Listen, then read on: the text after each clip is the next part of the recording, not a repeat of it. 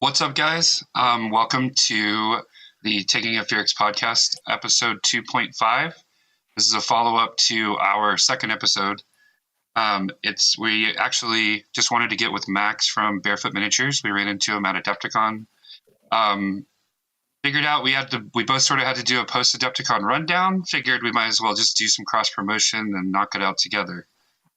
I guess, Max, for the people that aren't familiar with you, do you want to go ahead and introduce yourself to everyone? So, I am Max from Bearfoot Miniatures. I've got a YouTube channel where I play lots of games and give bad advice on how to play Heresy at the moment.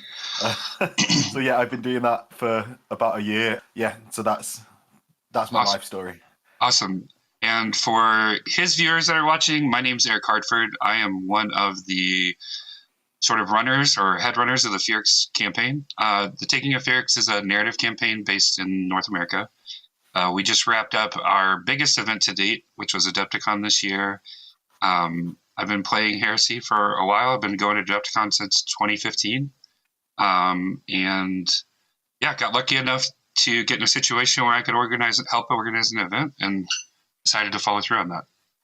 Lucas? Do you want to introduce? Yeah, my name's Lucas. I'm also been a longtime Adepticon attendee. I've been playing Heresy, about the same time, about 2015. Brought my first army to Adepticon. It was a really trash-painted Imperial Fist army, and I kind of got hooked there and have been attending ever since. So, yeah, we kind of stumbled into a situation. Oh, I've gotten rid of them, so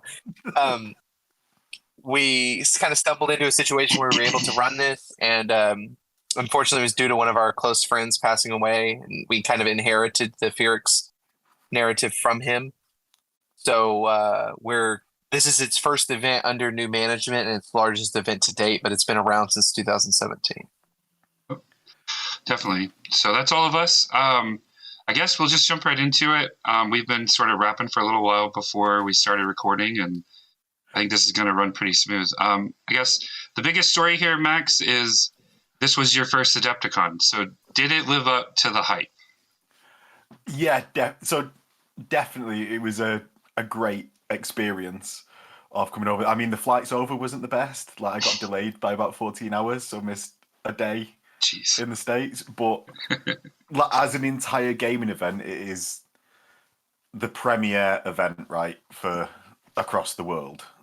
Mm-hmm. Pretty much. It's the one that everyone talks about. There's other, like, sort of Games Workshop did especially for Heresy, you've got the old Heresy weekenders that are no longer a thing. You've got campaign days and campaign weekends that people run, but as a centralized place for gaming, Adepticon is just like the biggest one. Mm-hmm. So yeah, it's pretty crazy, right? Like, I think us as Americans, we kind of take it for granted because it's a big con. It's a really big convention. But you're just like, yeah, I drove 7 hours. It's fine. Like, but when you get there and you walk in the Heresy room, what did you think when you walked in the room the first morning? And it was just like, because we had basically 250 to 300 players every day in that room. Yeah, so the actual size of it is like nothing else. Scandus is probably the biggest one that I've seen outside of Warhammer World, because the Warhammer World events are like 200 people. Right. It's like some of them, but other than that set, which for anyone that's been to a Warhammer World event, you probably know the tables are quite sparse with terrain. It's not this like pinnacle event, or I wouldn't say it's not got great terrain. So like you walk into the Adepticon hall, and it's got tons of really good terrain on the tables. Like, I know you guys can shoot off into that in a sec, because I know obviously you guys organised that on the Phryix side. That was just absolutely brilliant. But like, first impressions going into the hall, it was really good. Loads of terrain, which was nice to see. And it's just the scale of it as just like Heresy room was brilliant. No, and that is, sorry, go on. No, go ahead. No, I wasn't really saying anything. Oh, I was just going to say that it is fun because, you know, the way it was situated. So the main entry to the hall is right next to the Phryix area. In the Phryix area, we had 50 slots running during the day, and then 16 slots running at night on the Mega ZM. But there were a lot of lingering people around, And so, well, we were positioned right next by the door, and I know by the end of the weekend, my voice was completely shot from, people coming in, and it's like, oh, what is this? Oh, it's Horus Heresy. Oh, we're doing this over here, and they're doing that over there, and it. And honestly, I feel like I think one of the biggest takeaways for me was my local scene is decent sized, but it's not 200 people. And when you're in a room with 200 to 300 people that all enjoy the same game, it's like, oh my god, this thing actually, it feels alive. You know what I mean? Like it feels healthy. Yeah. So that's one thing with you saying like your voice hurting at the end of the weekend is you get to talk to tons of people, and that's, for me at least, because I get to play like at least once a week now.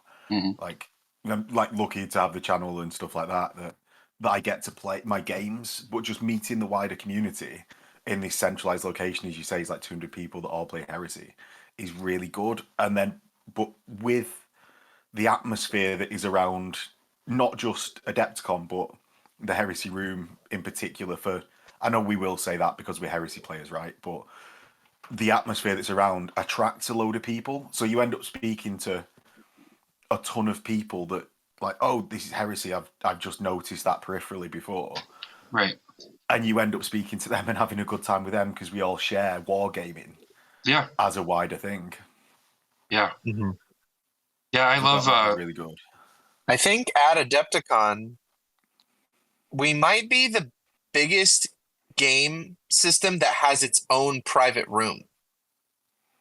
Yeah. Too. Yeah, there's smaller games like Adeptus Titanicus or Necromunda or whatever. They have like a private little room, but I think the biggest.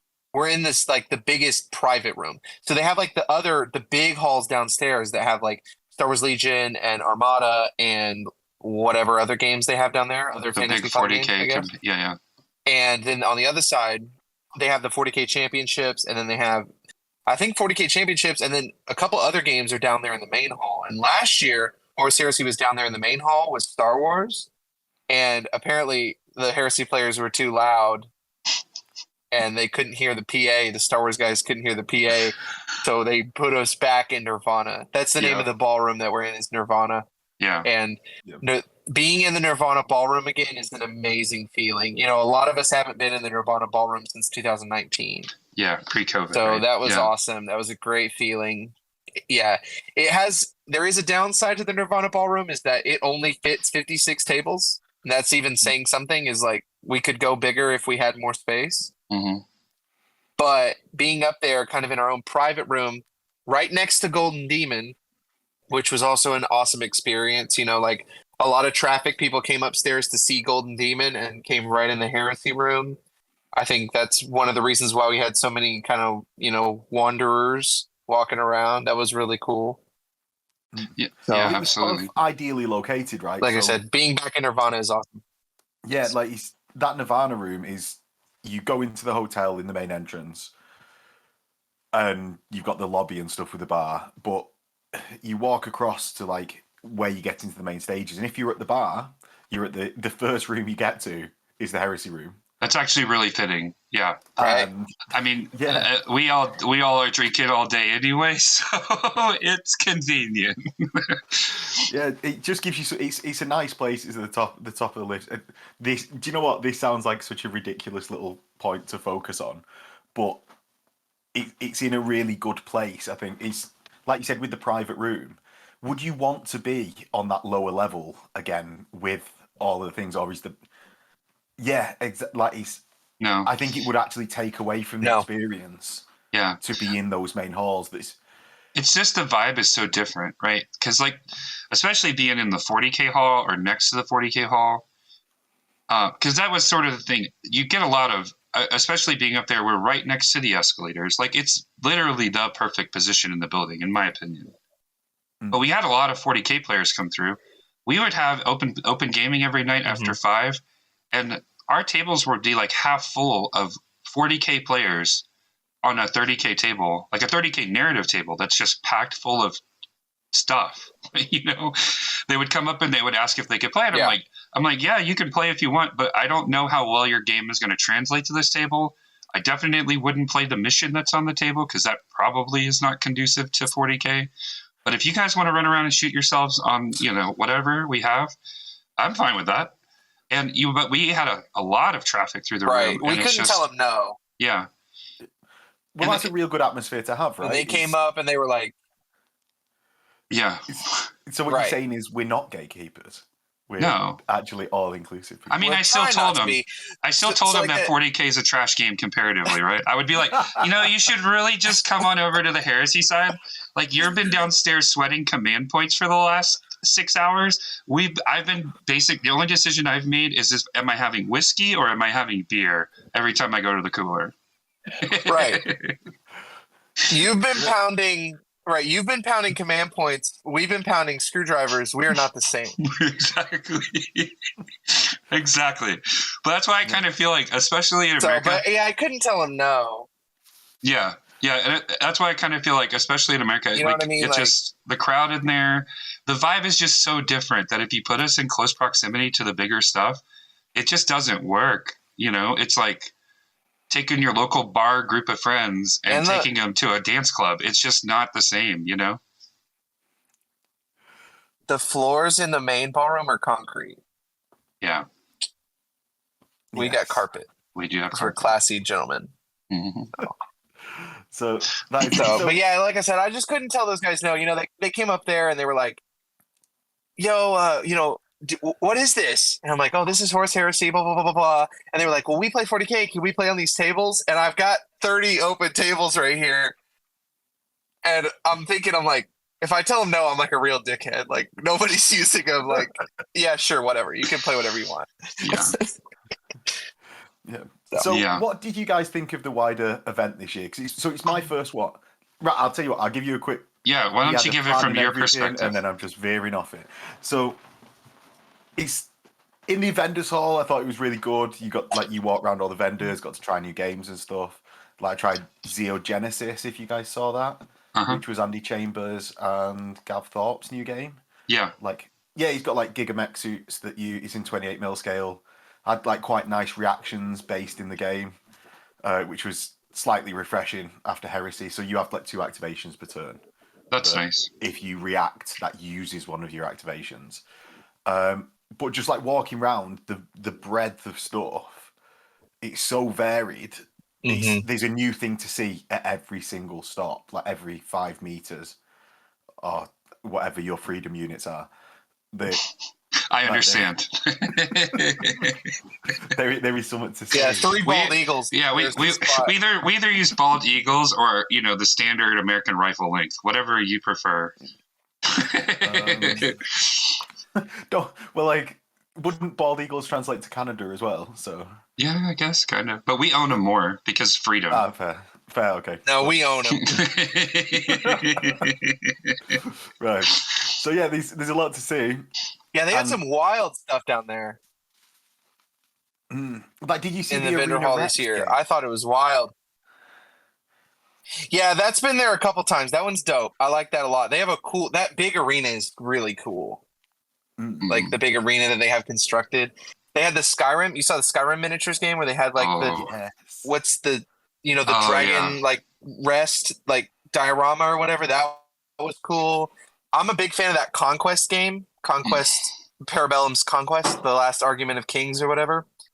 Yeah, that one's good. I demoed that before it even came out at Adepticon a couple years ago and bought a bunch of stuff for it and have never put it together, but the game was really cool. They conned me into buying even more stuff. I mean, they're good at it, dude. They get you excited, and then they're just with the stuff I already have. They're just like, "Do you have a credit card? Oh yeah, okay, yeah. Here, it's everything you need." Yeah, exactly. You don't have anybody to play with when you go home, but you will be the single person.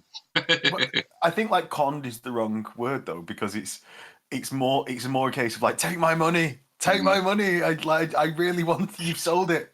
Absolutely. No, in this case, it was a con. So I get what you're saying, but in this particular case, it was a con for sure. Yeah. So the vendor hall was definitely awesome. I think our perspective is a little different. It was bigger too. Yeah, our perspective is a little different because they had popped that last wall out and had another row that they normally don't have. Mm-hmm. So they had more vendors than they usually have. Our perspective was kind of 180 from you, right? Because while you're there and it's like awe and like, oh wow, this is very cool, all this stuff. And at the same time, like we're paying attention to that, but we had like zero time. Like running an event at Adepticon is a all day thing.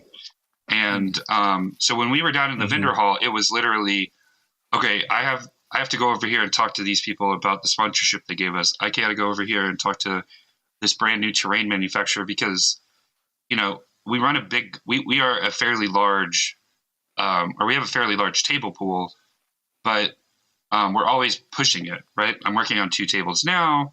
Another guy's working on some. So we're always growing it in hopes that one day, you know, I'd love to go to an event and have, you know, or book like Lucas and I joked, like 2 more years and we're going to have the Nirvana ballroom just to us, right? We're going to kick out the other side. We're just going to have narrative games from wall to wall, you know?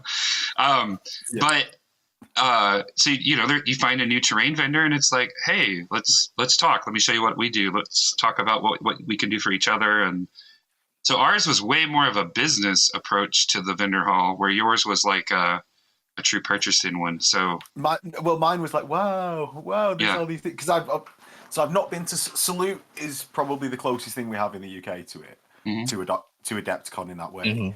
And I've not been. So, but he's, from what I've heard, it's not as good, not as big as Adepticon's hall. So it was like I basically jumped in at the deep end with it, with all the people like showing me their wares that I wanted to buy but didn't have space for. Yeah, but I think it's actually a good point for the community in the US. You've got this central location where you can go to all the vendors and, dirty word now, network with all of those vendors. So that's good for the community going, like going to Adepticon. Yeah, you can organize this stuff. Right. Yeah, and there's a ton of smaller vendors too there that I appreciate, because everybody knows the FLGs and the Gale Force 9s and the blah blah. You know what I mean? Like the Pro Acryl guys, like those guys are really hot right now, at least in the American scene. And it's like everybody knows those guys, but then you're they're perforated over here as well. And then but right next to those guys will be like, you know, someone else, and you've never heard of them, and they've got some unique spin on MDF terrain or, you know, movement trays, or it's neat because it's very like the small businesses get to rub elbows with the big businesses, and it's fun that way, I think. Yeah, for that variation across everything. So go ahead. Did you guys get the Adepticon pack this year? Is that something you go for? Because so for everyone at home, and like, especially like UK and stuff, when you go to Adepticon, you can choose 3 tiers of like entrance fee, like basic entry badges. The badges. It's like 3 badges that you can pick from. The mid tier, you get like still like quite a lot of free stuff. Because obviously you pay. The value's there. The value's there on all of it. Well, I just mean pick from, because they sell out almost instantly. So it's kind of just get what you get and hope you get the one you wanted. Yeah. Did you get one? Like there's 7,500 attendees and 150 of the top level swag bag. So well, the top level swag bag had the Into the Darkness set, which really like. If I didn't know, like obviously you don't know that's coming, but that's such a good thing to be giving away or to receive at least. Like I was gutted that I'd not gone for that level. I know I can just buy it, right, and I didn't have space for it in for my sure. Bag. But you see everyone walking. Well, the MSRP on the set. Yeah, the MSRP on that set is more than the ticket. Yeah, exactly. But just that one item. The MSRP on that in American, I think, is like $180, and the ticket, the VIG ticket, only costs $150. So just that one item, if that's what you wanted, you've already got a discount on this one item, and then you get like 40 other things. As well. You get a free board game and books and an actual like backpack to carry it all in and all kinds of stuff. Oh, they gave a BattleTech starter too. Or some BattleTech box. Like I ended up just getting a hunchback. That's like $50. Well, yeah. So Oh wait, it's you got all the stuff to Hunchback. encourage you to buy. You Yeah, got the the little Oh my god, I love the Hunchback, bro. Yeah. I do. But yeah, I always buy that middle tier. I don't know why. I love minis just in general, and I like that in that bag. I don't know what it's gonna be, right? And it's like, okay, this time it was BattleTech. It happened to be something that I liked, but like for example, no disrespect to anybody that plays God tier, but they've been giving away God tier miniatures for like 4 years now, and I just don't really care for the game or anything about it. But I always am like this year, I think I'm going to sit down. I'm actually really trying to set hobby goals this year. That's my goal for 2023, to not be so just sort of paint when I want to paint. So one of my things I'm going to tackle is actually I'm going to paint every mini that came in that bag if I like it or if I don't. And that way it's just because I paint Blood Angels, man. I paint reds and oranges and blacks, and that's it, right?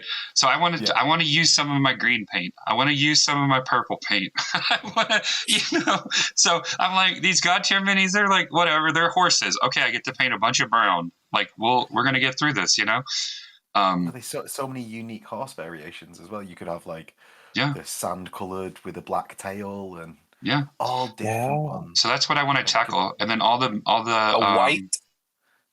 Yeah, and then getting a new BattleTech fleet going, or whatever, not a fleet, whatever they call it, a wing or a lance. But lance. I think that's good for encouraging, because I'm other than bolt action, which I've like played a bit. Mm-hmm. I sort of need that kick to get me into other game systems. Like I've had someone, Seb the Dane, hi Seb, if you're watching, mithering me to get into BattleTech because he knows I sort of want to get in. I do want to play BattleTech, but maybe getting this model will get me into it. So I do think it's a good actual thing to be purchasing. And as you say, it's not actually like you get more than the value of the ticket. Oh yeah. Adepticon's always been really good about that, and then that's why it's kind of safe to hit that middle tier every time. If I tried to get lucky, they just also have like we'll just talk about it, as if every other podcast is probably saying the exact same thing at some point during this whole Adepticon build up or follow up. The registration process is so trash every year. Like their website sucks. Yeah. Their hoster sucks, whatever. It's like you guys are the premier. You're trying to be the biggest thing in the United States, or possibly, in the wargaming model space, period. And your host sucks. Like I had the VIG bag in my bag. I was putting in my credit card information, and it died, and so I lost out on it. Yeah. And that's the story of like 100 people that I met this weekend. Like, oh man, I missed out on that boarding action box because the stupid website crashed. Somebody in the Horus Heresy community actually made a T-shirt with the little loading logo, and it says like I survived the Adepticon registration or something like that, and they were selling these as like swag shirts before the event. No, he's pretty spot on. Like, shout out to Drew, who I know from the channel. He actually like sort of really helped me with the process, because it's from the outside, I didn't have a clue what to expect going in, and he was like, "No, you've got to get it prepared because it's gonna be horrendous," and it was. I had to sit there refreshing, as you say, every 10 seconds for probably 45 minutes. Yeah, and I was lucky. I was lucky that I got through that 45 minutes. Yeah, for sure, man. Well, I guess. Go ahead. I was just going to say, shall we go on to some gaming, or do you want to do like? Yeah, I was just about to shift the gears as well. Shift the gears as well. So let's, I guess let's walk through this day by day. I think that makes the most sense.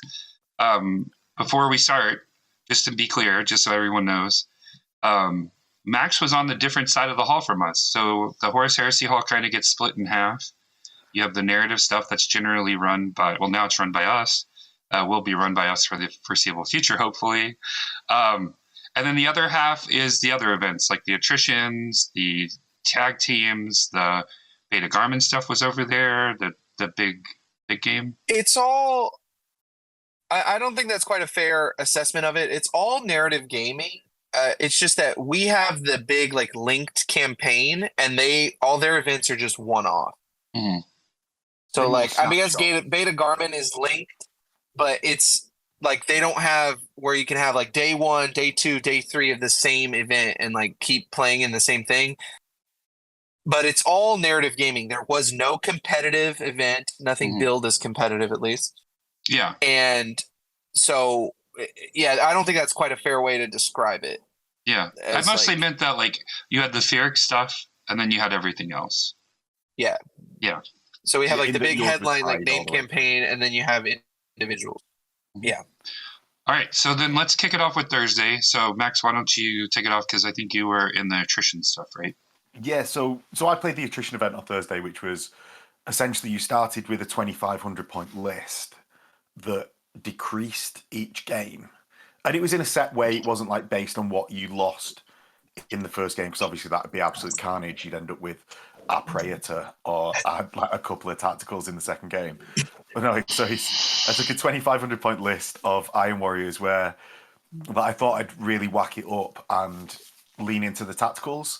So I took 4 squads of tacticals in rhinos, tried to do pinning weapons and stuff like that. Sadly, no rapier heavy bolters with shrapnel cannons because Games Workshop hates Iron Warriors, as we can tell. Mhm. I know you're Forgive feeling that on the assault cannons on on land speeders as well. Yeah. I still play with them. I just don't shoot the gun. It's whatever. I'm not But they're ungluing going to them. stay on there. I'm It gonna. comes back around. It's a dream. It's a dream. They'll give us cavalry assault cannons again someday. But Yeah.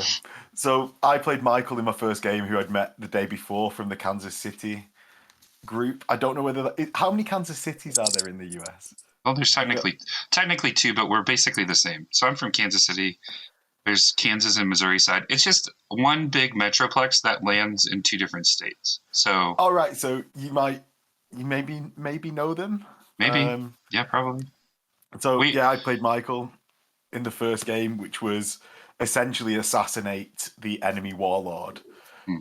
and you had to both place your warlords at the front of a triangle. To which, I mean, Like at the very tip. yeah, the very tip. So, I mean, I had a predator with a multi-melter on the pintle, and I mean, multi-melter's a 24-inch range, and I Mhm. can move and fire that, Yeah, and I could maybe only be in range of his predator. yeah. So I didn't do that, but I just Oh, noticed it as one of the things that I could have done. yeah. I'm sure Instead, there he was a got lot better tactical option available to you than just first round sniping. it ended up. I had a seeker squad in the end that had some combi melters that did the job. But it was a really fun game. It was maybe maybe needed some more secondaries because they were so heavily pointed on the Praetor. The Praetor snipe first round, and my Praetor knew how to react getting back into the rhinos. Yeah. And I went first, so but it was a really good game, fun opponent, Mhm. and it set quite a good tone for the rest of the event. That it was quite relaxed of a game. Like we just had fun with it. Like I'd been speaking to him the day before, and yeah, it was a really nice table with some pipes on walkways. That Mhm. was like just an interesting touch to have this multi-tier with verticality that Yeah. you only really get in Necromunda and other games like that. Because you find Heresy is it's very flat, isn't it, as a game? Mhm. You go up into ruins, but then just back down.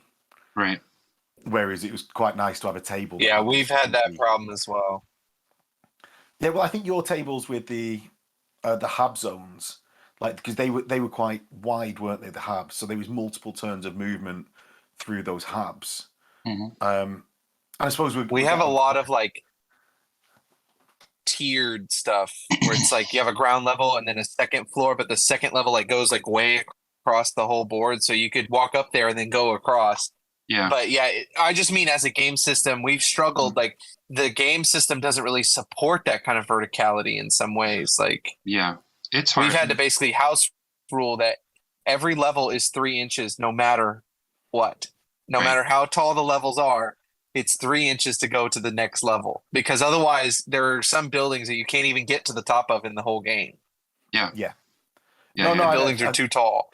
Mhm. I mean, the real big brain play, as you said, is 3 inches per level, and that's just that's just. And That's then, how we've done it. well, yeah, that's what we do. And then also, what people don't actually ask for nuance about is it still allows us to provide a lot of line of sight separation between the two floors. So even though you're treating it as 3 inches, there's very little chance you're shooting from floor 1 to floor 3, right? Like unless there's a little gap that's been designed that way. We like to try and do very, I guess, design, like, I don't know how to describe it. Like for example, the ship that I built a table for Adepticon, and the whole premise of the table from the get-go was I want this to be a melee battle, right? I want the objectives. You're going to need infantry, you're going to need a really bold tank driver to just drive up in there and do that if that's what you brought, or a dreadnought or whatever. I don't make it so that you can't win it without infantry, but in my head, what I pictured was this is where I want the infantry to be able to get inside this crash ship, right?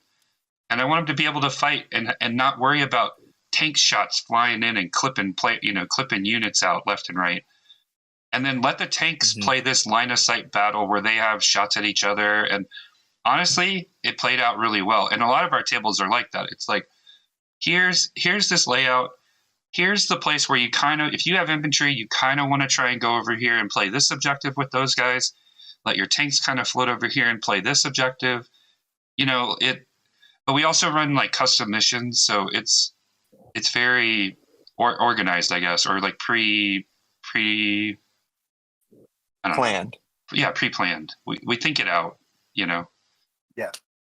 So my second game was then against Iron Hands, where it dropped down to 2K. So I dropped out my tactical squads because I'm an idiot, and it ended up being an objective-based game against a company of Bitter Iron. Now, in this game, it proved that I should probably stop complaining about shrapnel bolters being rubbish, because I managed to snipe out a Herald and then pin his Praetor squad. It was a veteran squad with Nemesis bolters with a Praetor and a Herald in. So that's going nowhere in an Iron Hands army, right? Except I pinned it out of the game. That's for the awesome. First turn, and pinned the Immortals, which are obviously leadership 10 stubborn, on the other side of the battlefield. So it then actually gave a running chance to be able to get in for the winning of this game. Yeah. It was again I had 3 excellent games on this day, right? So you're going to hear me repeat that quite a lot across the games. But it was a really fun game with a lot of back and forth, and it was just great. I like the style of armies that we seem to be seeing now, where they're more infantry focused than Heresy 1 was tanks all the time, right? And then Heresy, I didn't see a Typhon at the event, and I didn't see a Glaive. Yeah, I think we only had had one a guy army playing a Typhon. Yeah, one guy playing a Typhon, and then we had one guy playing a Fire Raptor. He was playing a Fire Raptor. Yeah, but that was it. Do we immediately hate these people in Heresy 2? No. Where is Heresy 1? Mad props. I love the guys for it. In fact, I think the Fire Raptor guy, even his stuff was really well painted. He had a really cool display board. I think he might have even won like best thematic for the day or something. Because his whole idea was it was Alpha Legion, right? And I think it was like a forward scouting unit kind of idea with a smoke grenade going off and then the Fire Raptor flying over the top. But yeah, it was really cool. Yeah, it is really. Have you got a picture of that queued up? I don't, but I can dig one up. Oh no! I'm sorry. Actually, so I will distract by going into game 3. Yeah. Go ahead. So in my game 3, we dropped down to 1,500 points. Where this was where it sort of became. It was sort of fun to see the different lists that people had dropped down to, but you could tell it got a little bit.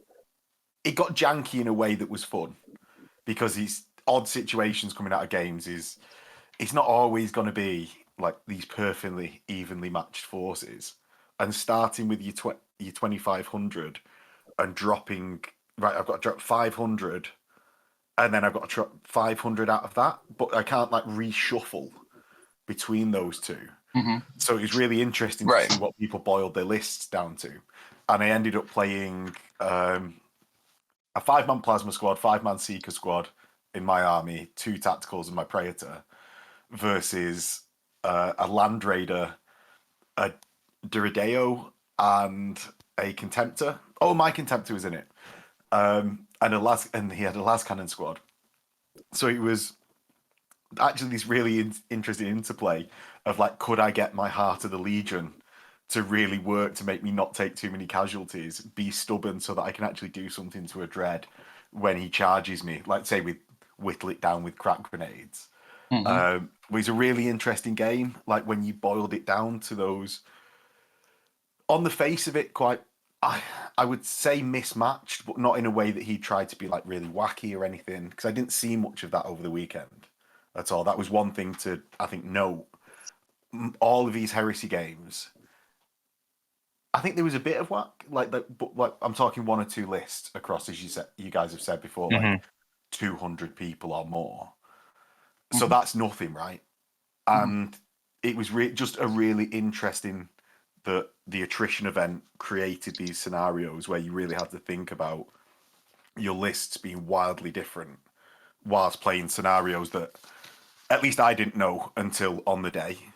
Right. So you just had to sort of. I don't think anyone published. I don't think any of us published scenarios before by design. Yeah. I know we didn't on purpose.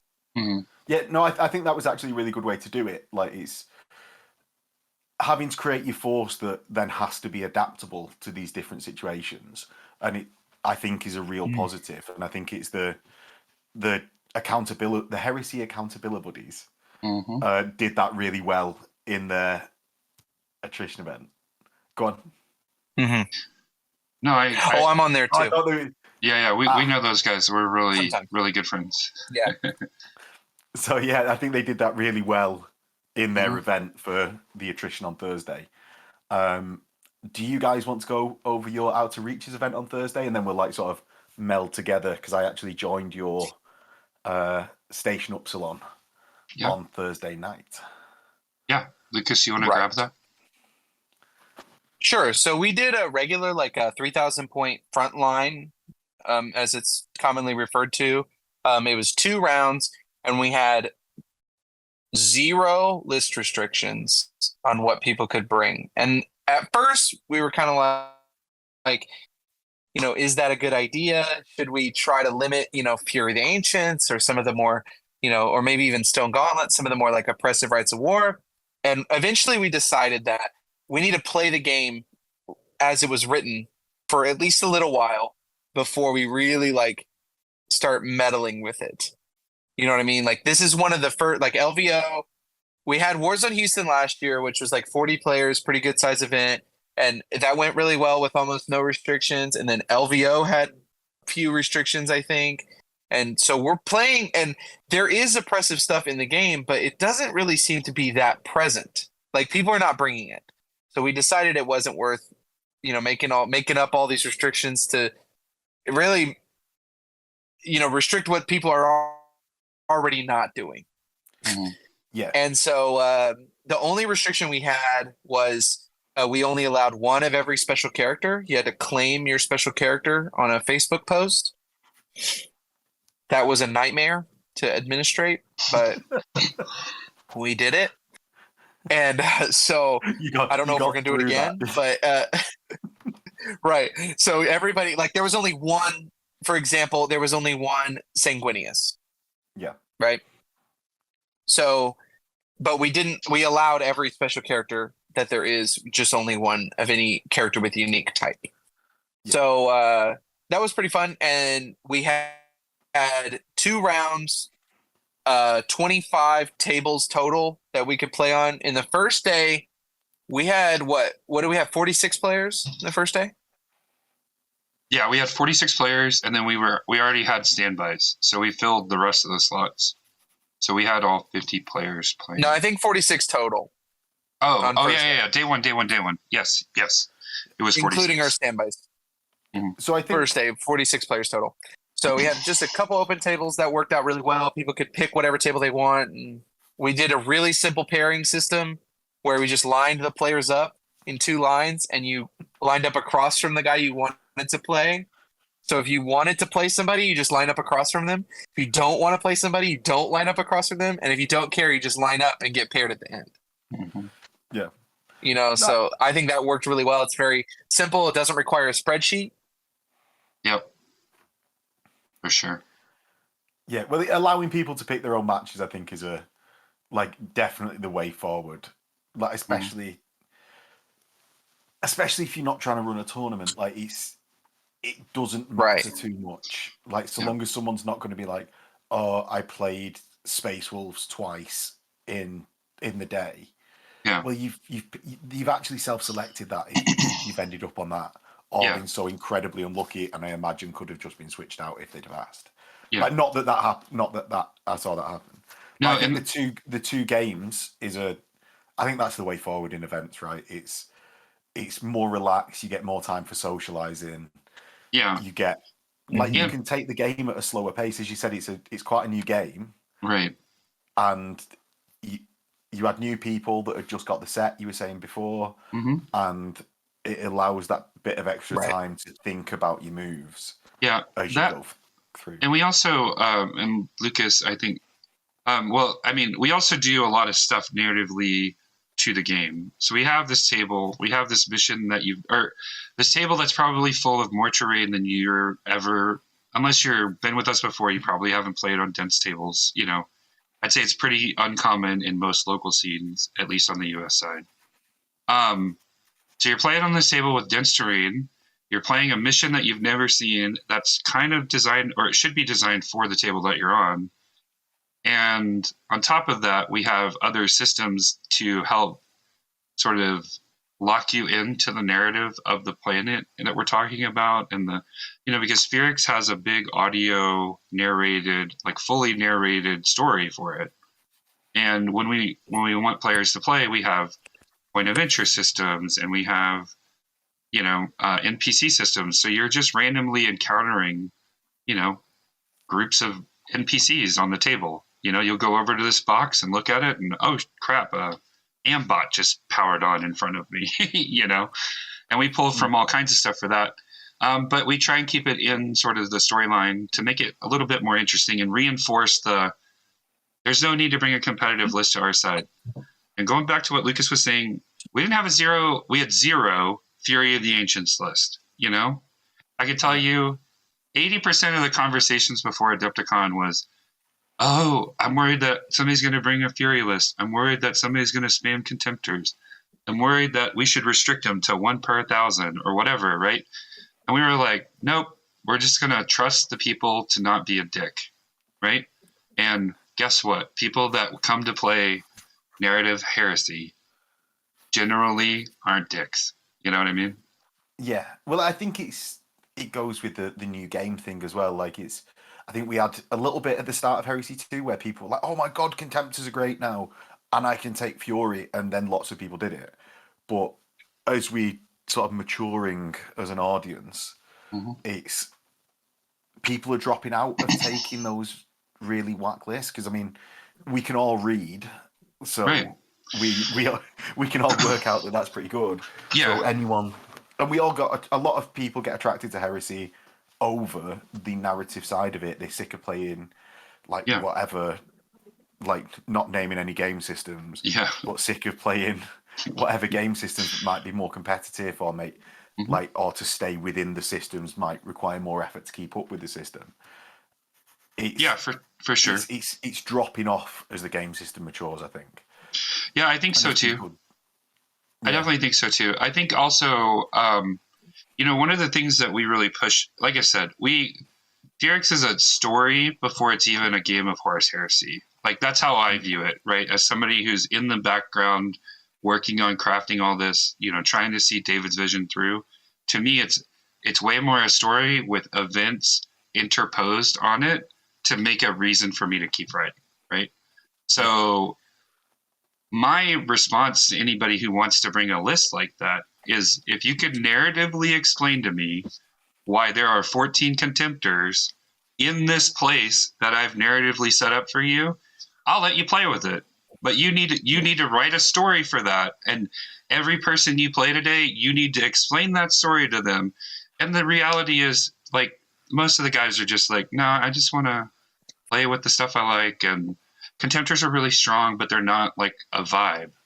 You know, they're not an army list. It's not something you can center around. It's not, you know.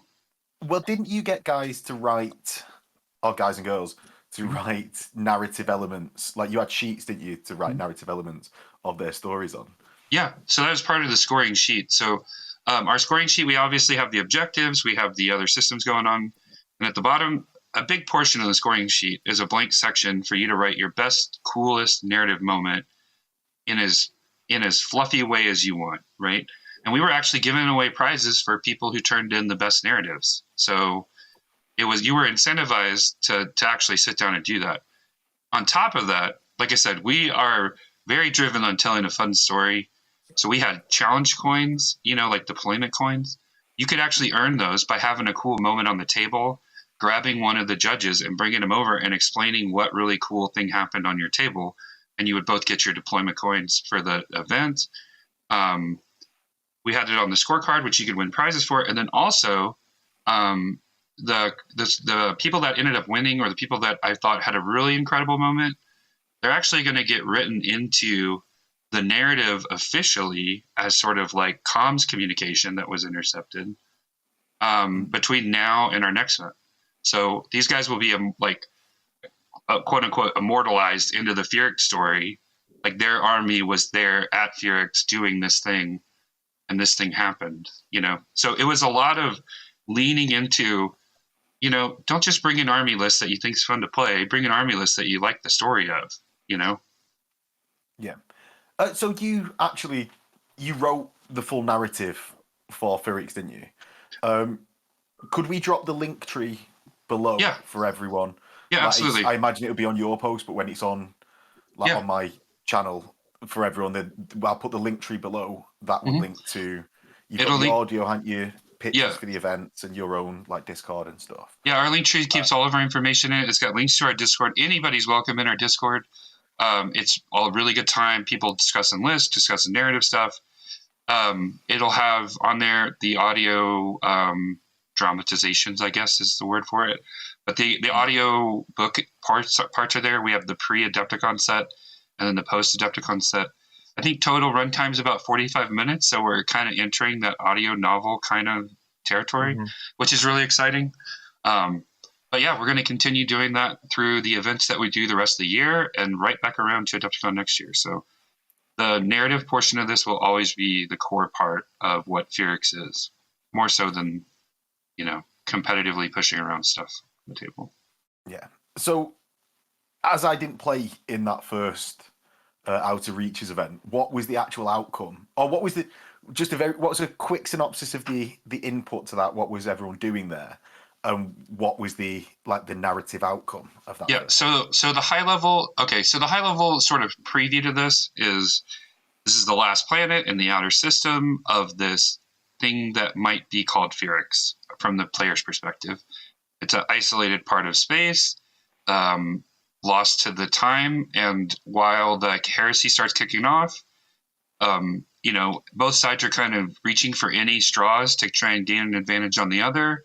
They find this old report that was there, send people in, boom, we have people in Phryx. So the planet that they're fighting over is the last of the outer planetary system, kind of the entry point in. So you kind of need a foothold in order to launch further in, right? So because our event ran 3 days, there wasn't a quote-unquote narrative outcome for each individual day, but rather the whole event as a whole. So at the culmination of the 3-day event, the loyalists were able to win the planet and secure the planet for themselves. And yeah, so like on a day-to-day basis, there wasn't a really tight narrative hook. It was more of a gameplay hook. So we split our tables into 5 sort of battle zones, which represent like 5 different sections of the planet infrastructure that you're fighting over. And we group our tables based on their overall theme for the most part. So we have city ruins, we have whatever. We had a crash shipped. We had all these kind of groups, and then each one of those gives you a bonus for whatever faction's controlling it. And then leading into what we're going to talk about next with the ZM stuff, that is an orbital station above the planet. And so the outcome of the ZM game actually determines and affects everything down below on the planet side. So in the ZM game, you can win control of an orbital gun. You can shoot planetary bombardments the next day down on whoever you want to shoot them at. There's, bonuses to outflanks or reinforcements and everything. So everything has I guess what I'm saying is even in the game systems themselves, we've incorporated, we want you to have fun. We want you to tell narrative stories, but at the same time, there's still a bonus to winning, right? You still want to rally your troops and not just take it super casual, because every table ends up mattering at the end of the game. Yeah, well, I mean, I suppose the narrative of everyone's forces isn't that, well, I lost every battle. Like, you still want to be trying to win every battle, because it's yeah, it is kind of a weird of my forces that I get dick kicked every single time. Yeah, it is kind of weird, but we just sort of, in the story, we just sort of treat it as, the army that you deploy to Phryix for the 3-day narrative, for example. Yes, you're bringing basically most people are bringing the same list. If you wanted to bring a different list, nobody's list checking you to find out what you're running. So if you wanted to narratively play it out, then okay, this was the group I brought on day 1. They got their butt kicked, so I'm going to bring a different group on day 2. That's up to the individual player. From the story perspective, I always treat mine as, hey, so given a little history, Phryix is my original narrative campaign that I found in 2016, the year after I started. Or whenever I was at David's first event with Lucas. And my army list has evolved completely. So I think it was 2017. Yeah, 2017. So my army list is completely evolved in the Phryix system. Okay? My Praetor that I run today is the same Praetor that I ran in 2017. In 1.0, Blood Angels Deep Striking, I was really bad at rolling ones and scattering onto terrain and losing Slay the Warlord turn 1. So I added scouts, right? I was like, F it, we're adding scouts. So I still run scouts in my army. I haven't switched them to Nemesis Bolters. I will never switch them to Nemesis Bolters because I don't care about chasing that, that meta. It's just, for me, it's a story with my army. And then it was like, okay, now we have scouts. But they're only helping them land, and actually I modeled them with binoculars. So they're like actually looking out and saying, hey, dude, don't hit that building. And then my guy comes down. Oh, yeah, everything. Perfect. Because it's 24-inch guaranteed bubbles. You don't scatter anything in 1.0. So it was like perfect. Didn't die to deep striking ever again. And then I was like, well, I need something for them to do the rest of the game. And I added in Scorpius launchers.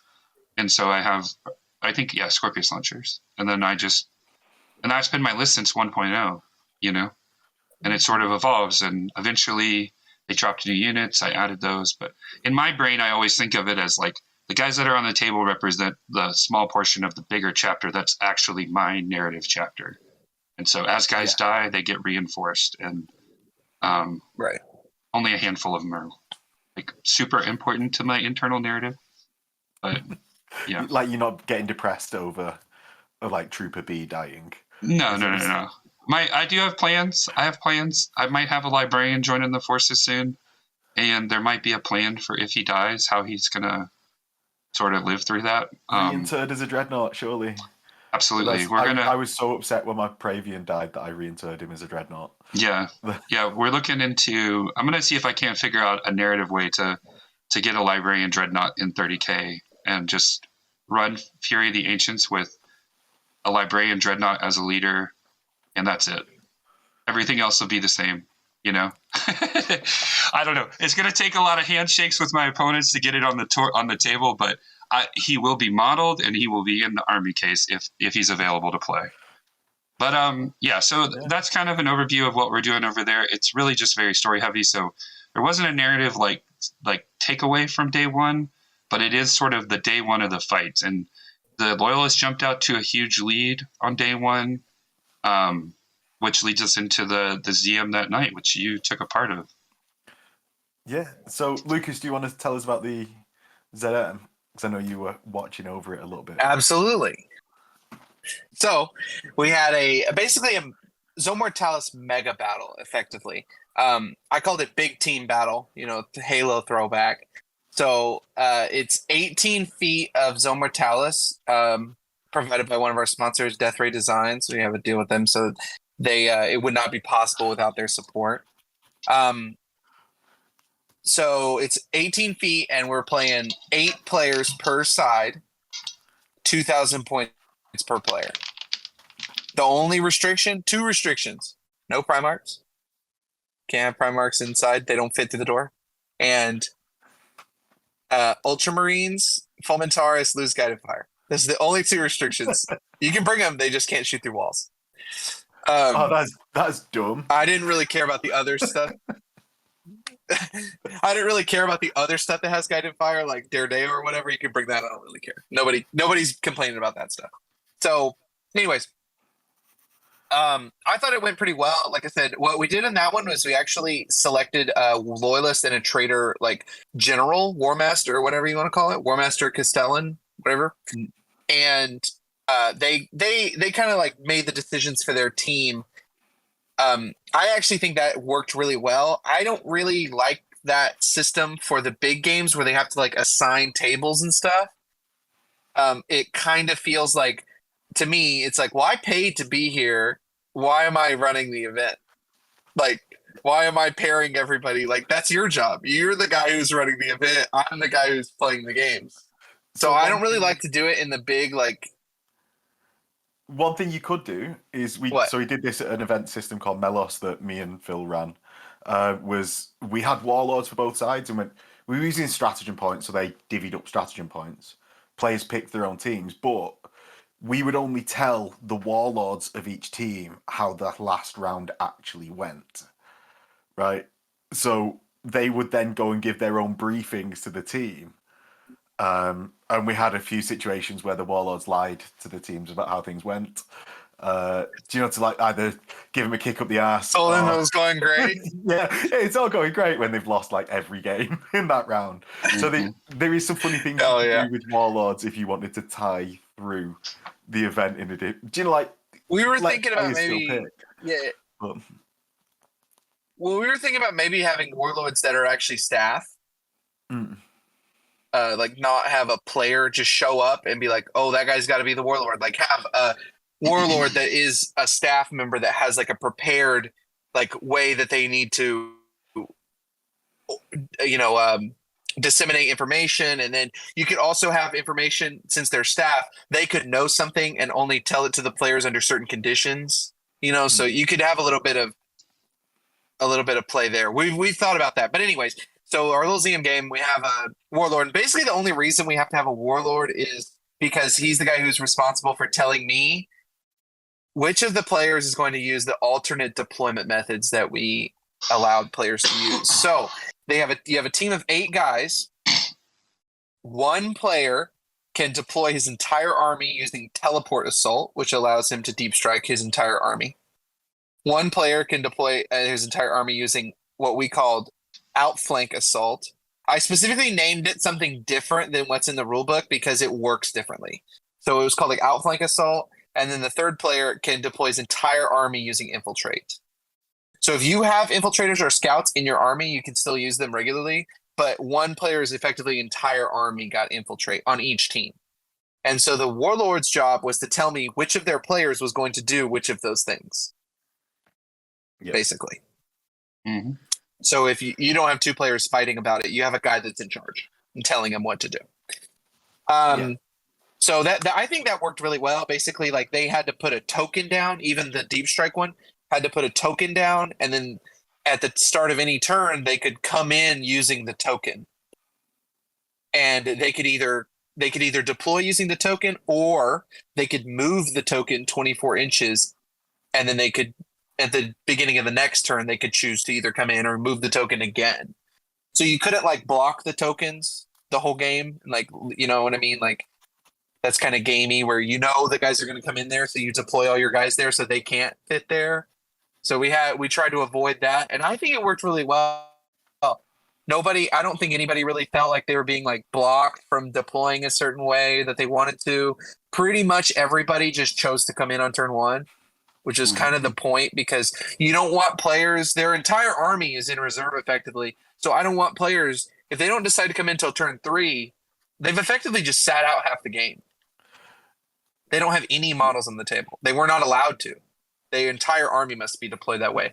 We also had a deployment coherency. So every unit had to be deployed within 6 inches of another unit in your army. So you don't have a player with like half his army way down at the far end and half his army 18 feet away. We didn't want to do that. Yeah. So you had to deploy your army basically as one coherent force. So I think it worked really well. And then we had 5 objectives. Like he said, like some of the objectives affected all of the games, and some of the objectives only affected the ZM. So there was like an objective that let players turn off the lights in certain rooms, like a certain number of rooms, they could shut the lights off. There was one that let them open and close doors, lock doors, whatever. There was one that let them, and then there were 3 that affected the main game. The whole game, I mean, the whole event. So Max, what was your perspective of it? Yeah.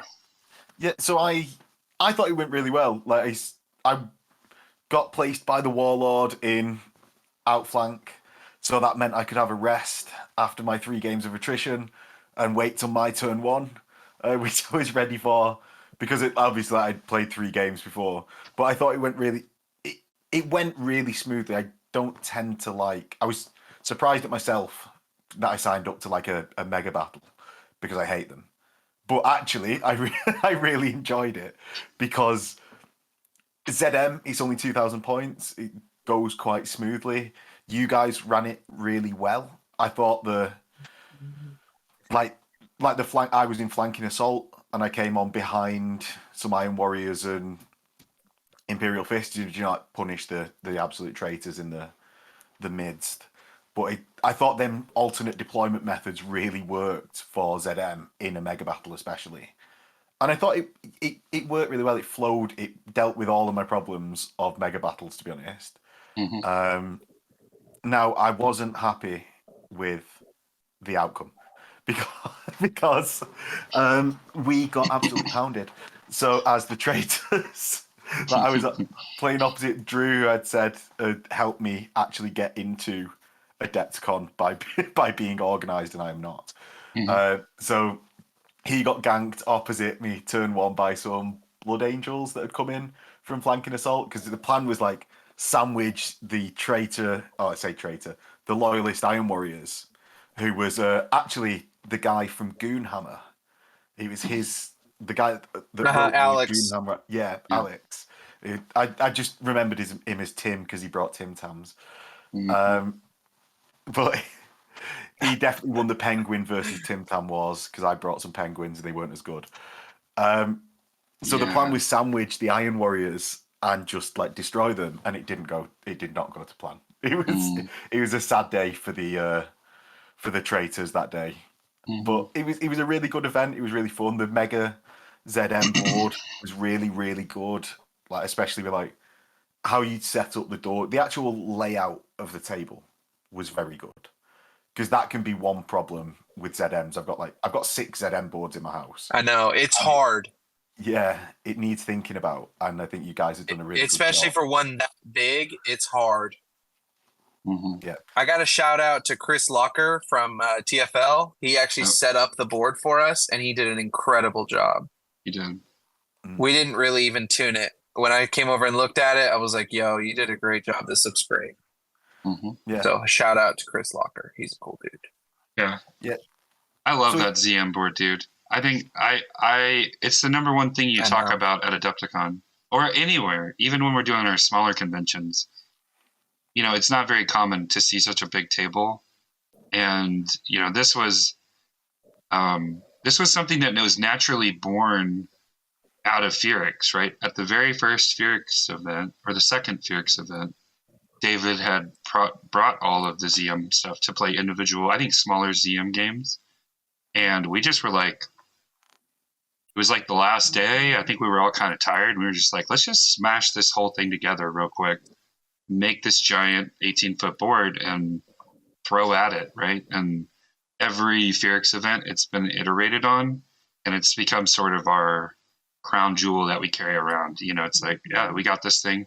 And like you said, for the most part, it runs really well. It runs surprisingly well.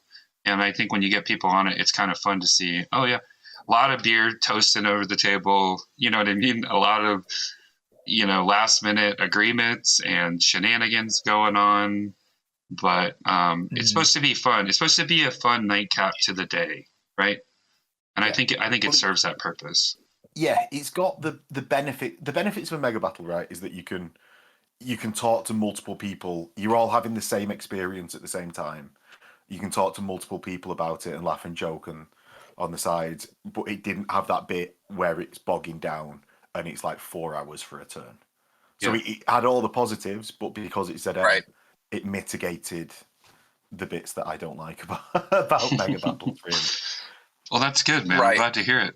Well, and one thing about it really quick, we had a very strict time limit that was written into the pack that we were like, okay, this is how long you get for your turn. If you're not done, you're done. Sorry. And I enforced it for like the first 3 turns on that first day, and nobody ever went anywhere close to the time. Like, I was like, okay, it's, you guys have until 7:00, and by 6:30 they were like, okay, we're ready. Or by 6:50, or you know what I mean? They had like 10 or 15 minutes left in every turn. So I just stopped telling them, we actually ended an hour and a half before the end time on day 1. Mm-hmm. And day 2 was a little bit earlier than that, I think. Yeah. So like, you're right. It really didn't bog down really hard. And like, I think it's just because you can't fight that many different people because of all the stuff in the way. You know what I mean? You can only really fight the guy across from you. So you're still having this like experience with everyone, but it's almost like a couple 1v1 stacked together. Or maybe like a 1v2 and then a 2v1. Like, it's not like you're never going to fight the guy on the other end. So you don't really care what he's doing. You're never going to fight the guy 3 guys over from you, really. You're going to fight the one guy in front of you and maybe the guy on your left and right. Yeah. Well, I actually ended up fighting, I think it was either Pollux or just a random Praetor. I think it might have been Pollux. And 10 Huskarls with like a Herald and a Primus Medicae. Like obviously all Storm Shield and Thunderhammered up. Oh no, Storm Shield Solarited up. And I had my entire army of 2,000 points come on. Mm-hmm. And we got to this point where there was this moment of he'd used his only like his combi melter, which is only shooting in that squad. And it was like 3/4 of his army. And I'd used all of my, I had like 10 combi melter, 10 combi plaz, a squad of seekers, and they all fired and did like, they killed like one dude. And then there was this moment of, well, if I charge him, he's battle hardened. And if he charges me, he loses battle hardened. Mm-hmm. So we had this sort of like 30-minute discussion. And because we'd already finished like our little bit of it, so then we got to actually have this like 30-minute discussion, like trying to convince the other one to make the first move. Like, which I won out on because it was his turn next. Yeah. Because we essentially spent half an hour talking about like, well, you should go first because otherwise we'll be staring for a turn. Mm-hmm. Luckily, as I say, luckily for me, it was his turn next. So then we just did. Yeah. We just went straight into it. And I think you guys had a really interesting, it might not have been near your end of the table, but I know on night 1, one of the NPCs that showed up was an Amble, right? And I think he ended up basically Ambot, and he took the entire hallway, right? He just shut down any kind of movement through that section. And it's hilarious. Yeah, that was actually like one player over from me. That every time like we looked over, we were sort of like, what's going on there? The Ambot's still around. It's still killing a load of people. Yeah. Like we need help over here desperately because he'd uncovered the points of interest. So this is one thing that we've not mentioned before. You guys had points of interest systems that if you uncovered it, and correct me if I'm wrong, you either got a bonus or you could choose to uncover an NPC that might be on your side or might be on the enemy side. Yeah, exactly. Yeah. So you basically got it. Yeah. Basically.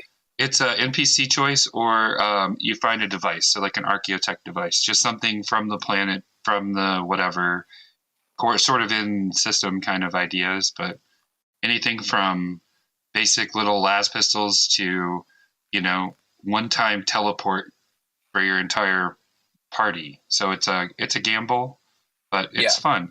We think it adds a lot of flavor, right? Yeah. So you guys were actually talking at the event about potentially working with someone to produce these. Are you still in talks with that, or the actual NPC models or the decks? What do you mean? The decks. Yeah. That's something we're actively pursuing. We've actually already made our last call to sell the decks. I've already ordered the decks. They're made to order because they're honestly, frankly, very expensive. More than most people want to spend on a deck of cards. Mhm. Like an NPC deck is $60. Yeah. So we've already made our last call for made to order on those. We're thinking about doing a version 1.1 and like adding a couple things or taking away a couple things. And I think we're also going to be trying to source. There is talks about trying to create a model range for it. Yeah. But that's probably far in the future. We have a lot of other stuff before we get there. Mm-hmm. Well, it's something I suppose for people to look out for if, like, keep following your guys' stuff, because that is a real big take. I thought that was a system that I thought worked really well across the event. Yeah. And to have something that people can just refer to as like a player's guide or like a very simple like DM's guide style thing of like, hey, you just get this deck of many things. Right. Well, and it makes sense though. Like when you think about it in world, like if you think about these guys fighting, like you're not going to be fighting in these isolated, desolate places where nothing exists except for these two armies and whatever building remains happen to be there, right? You're going to come across a crate and kick it over and, oh, what's this old looking plasma gun, right? Like, let's pick it up and shoot it and see what happens. Don't inspect it, just fire it. I mean, I know there's a Wordbearer's army out there that's dying to play in our system, right? Just go around picking up everything, collecting everything, stuffing it in their bag and, moving it on. And we had a couple players. We had like an Iron Hands guy and a Mechanicum guy that like really like latched onto the Archaeotech, and they were like, we got to find it all. We got to find every piece of Archaeotech that there is. Like, what's the mission? Yeah, whatever. Yeah. We're going to find the Archaeotech. That's what they're like barely. And so the Archaeotech system. Go ahead. Are we going to test pause again? Oh, no. There's a little bit of delay. For everybody that's kind of thrown off, there's a little bit of a delay between us all, but we're doing our best with it. No, I was just going to say that, we had that one guy that latched onto the NPC side of it. And by the end of the event, he had yes. Max, you're not going to believe this. He had 2 full trays of NPCs that he brought to every table. Like battle foam trays. Yeah. And it was just like 30-something. It was like a horde of zombies and a militia group. He had 69 models. Yeah. At the end. That was how many he retained. 1,000 suns. So he had 69 models in addition to his army. Like his army was over here, and then he had 69 of our models. So just to FYI, the NPCs are not just single model units. Some of the NPCs have up to 20 models in one unit. So that's how he did that. Is he got 2 units of 20 guys. Yeah. And had 40 guys. And they are worth victory points. Cards. They are worth victory points. He had 2 hordes of zombies. Is what he had. And you did get points for killing him. So that guy was really fun. It's not just stacked against the person that he's playing. There's like a lot of victory points to be farmed every time he sets up that army. You just have to go all in on killing all of it, right? And they're not hard to kill. Most of the stuff in the NPC deck is designed to be a lot more for flavor. So maybe put some interesting mechanics in your head. Like my favorite one is actually the Necromunda gang leader, because you can actually in Necromunda, you have the burrow kind of skill where you can go into one spot and come out another. We actually brought that mechanic in with the gang leader. They're super easy to die, so you have to like almost find them, get lucky enough to get him out of the deck. He's like a 2-wound toughness 3 guy, and so you have to immediately grab him and dive into a piece of terrain, and then you can come up with that unit, somewhere else on the table. really fun shenanigan-y stuff. We had another highlight moment for me was we had a World Eaters player that was playing Berserker Spam, just God, so many models. And his Berserker group got a one-use teleporter that lets you just for one time blink across the table, but you have to take dangerous terrain checks for everything that you intervene, right? Because it's not reliable. Right. Then he finds a navigator, right, Lucas? I think you were there on the moment where he finds the navigator, and he negotiates with Lucas to sacrifice the navigator so that he doesn't have to roll dangerous terrain on his 20 Berserker spam. And Lucas is like, you have a navigator, you don't have to kill him. And he's like, I just killed the navigator. Okay. And then through the portal, here comes, just to picture it from the other guy's side, here comes 20 Berserkers that are out of gun range and now in your face. How just terrifying that is, right? Yeah. But it's fun. It spices up the tables. It's not to be meant to be oppressive, and I think it plays that way. Because they're one-use things. You also can drop them. If you die with them on you, you drop them on the table. So you don't just get to keep this thing in, that Berserker guy got to blink those Berserkers, and those guys got murdered, I'm pretty sure. And so that thing hit the floor. The other guy picked it up, and it's just fun, man. But yeah, we are looking into a vendor long-term. Those will be, if you're tied into the Phryix stuff, we have our link tree set up. We're in the process of kind of switching vendors for a lot of this stuff post Adepticon. So once the store relaunches, that might be something that we will eventually get in there, and it'll be available to anybody that wants to purchase it. Awesome. Yeah, if I can find a cheaper vendor for making the cards, I will have that as a stocked item we can sell.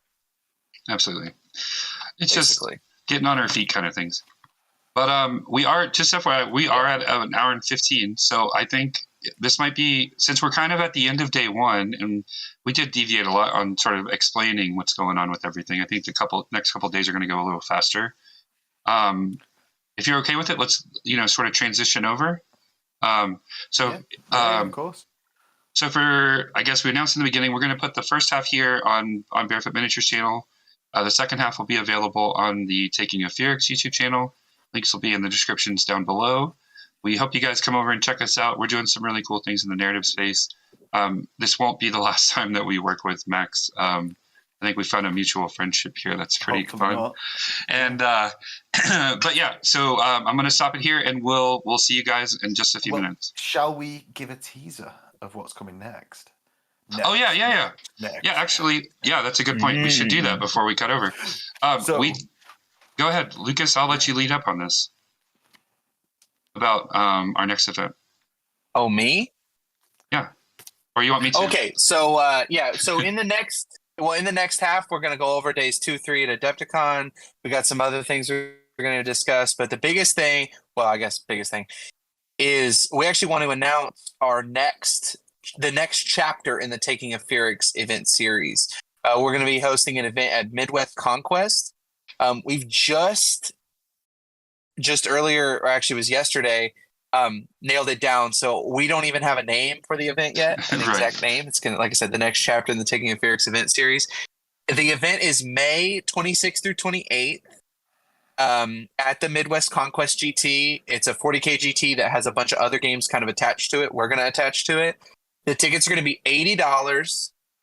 We've got a Friday night optional regular ZM, like just regular 1v1s. We're going to do 2 rounds on Saturday of frontline games. We're going to have another Mega ZM on Saturday night. We'll do 2 rounds on Sunday. Then we'll go home. Monday's a holiday for most people. It's Memorial Day. So that'll be nice. It'll be an extra day to travel, or you still get to go and hang out with your family after you do the event. It's in Independence, Missouri, which is right outside Kansas City. Mm-hmm. Yeah, it's in the metro. That's pretty much all really the easy to get to. So far. I can tell you the venue is really awesome. I know that part of town. They've been doing a lot of new building out there. So a lot of good restaurants, a lot of good bars, a lot of good stuff. Right. And I think it's going to be a really good time. And looking forward to really cracking open the next chapter of the story for Phryix. I think it's going to be awesome. Yeah. Cool deal. Yeah. So if you join our Discord or you look at, find us on YouTube, you can find them. Well, when more details come out, that's where they'll be. Awesome. Yeah. All right, I guess let's cut it here, and we'll pick it up in just a few minutes with you guys on the other channel. Stick around for Pray to Wrestling. Yeah, Pray to Wrestling coming up. Yeah, Pray to Wrestling. Yes.